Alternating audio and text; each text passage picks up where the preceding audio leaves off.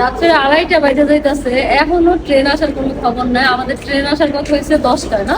আজকে যে কোন দুঃখে টিকিট কাটছিলাম, মানে 9:30টায় ট্রেন আসার কথা, সেই ট্রেন এখন রাত্রের 2টা পার হয়ে গেছে, 2:30টার দিকে ট্রেন আসবে। এখন বাইরে sure দেখো, না। নাহলে বিশ্বাস করবে না। অনেকে তো আবার বিশ্বাস নাও করতে পারে। এই দেখেন 2টা 7 বাজে, বাইরের ইয়েটা দেখাও। দেখা যায়? একটু ফোকাস দে, ওই ডিসপ্লেতে চাপ দে, তাহলে ফোকাস হবে। ওই যে বাইরের ওটা আচ্ছা ওটা দেখা লাগবে না, 2টা 7 বাজে, এখনো পর্যন্ত ট্রেন আসার খবর নাই। আসলে এটা যে কতটুকু কষ্টদায়ক এবং কতটুকু প্যারা। দেখ হলো মশা কামড়। অনেক মশা কামড়। কয়েল জ্বালায় রাখছিলাম। আর এই যে রেল স্টেশন যেটা আছে, মানে এটা হলো এয়ারপোর্ট রেল স্টেশন, তো এইখানে সবচেয়ে ভালো হতো যদি মশার জন্য কোনো একটা ব্যবস্থা করতো, মানে বসা যায় না। স্প্রে মারে না। যদি বসে থাকতাম তাও কষ্টটা কম হতো, হাঁটা চলা করা লাগে, তো রানিং না থাকলে দেখেন অলরেডি মশা কামড়ানো শুরু হয়ে গেছে।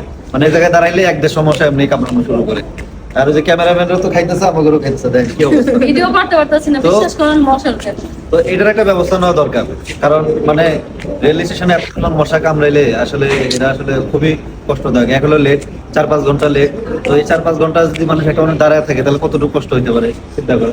মানে বসে থাকার মতো কোনো স্কোপ নাই, বসলেই মশা আচ্ছা, কামড়ায়। সরকারি ভাবে তো স্প্রে না কি জানা এগুলো একটা মারে। আর আজকে আমাদের যাইতেই হবে, এটা হলো সবচেয়ে বড় কথা। কারণ কালকে রোজা। তা না হইলে আমরা টিকিটটা ক্যান্সেল করে দেবো, অন্যদিন যাইতাম, কিন্তু আজকে যাওয়া লাগবে। এই জন্য বাধ্যতামূলক ভাবে যেভাবেই হোক, যত কষ্ট হোক, আজকে আমাদের বাসায় পৌঁছানোই লাগবে। যত যাই হোক, আসলে টিকিটটা চাইলেও ফেরত দিতে পারবো না।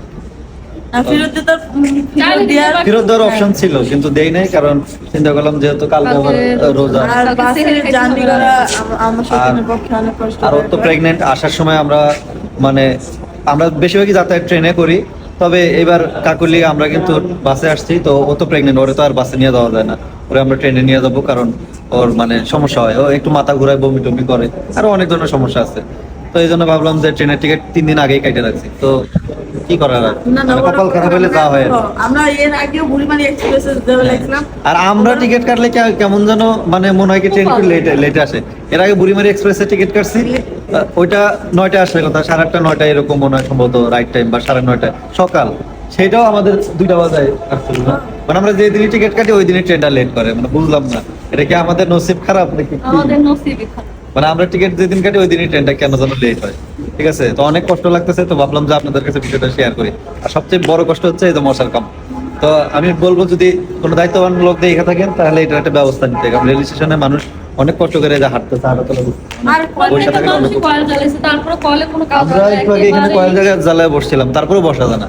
মানে কয়েল লাগাইলে না মশা আরো চিন্তা যায়, মানে আরো বেশি করে কামড়ায়। ও দলবল 14 নিয়ে আসে কামড়ে ফেললে। মানে এক জায়গায় স্থির হওয়ার মতো কোনো কায়দা নাই।